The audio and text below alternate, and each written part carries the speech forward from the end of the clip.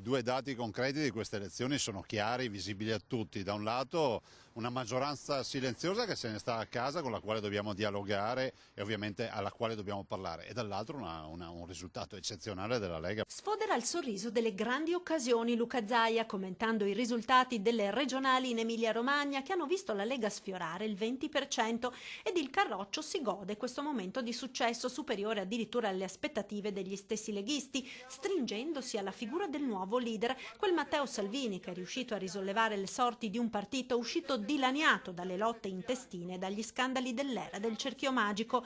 Salvini, unico vero leader del centrodestra, ha raggiunto un obiettivo storico. Questa è la Lega che vogliamo, ha affermato il sindaco di Padova Massimo Bitonci, subito supportato dal governatore. La Lega ha un leader che oggi è in assoluto il vero leader della politica italiana, che è Matteo Salvini, e dall'altro avere un progetto di governo. La Lega oggi questa congiuntura astrale positiva ce l'ha fino in fondo e monetizza quello che ha. In Veneto pensiamo a concludere questa esperienza di governo, prosegue Zaia, commentando il tracollo degli alleati di centrodestra, ma è evidente che la campagna elettorale per le regionali 2015 è iniziata ed in Veneto la partita delle alleanze con Forza Italia e NCD sarà tutta da giocare. Si valuterà il futuro con l'occhio di chi vuole governare e vuol dare ancora risposte ai veneti. Nessun commento del governatore sulle primarie che il centro-sinistra si appresta a fare per decidere chi sarà il suo avversario la prossima primavera.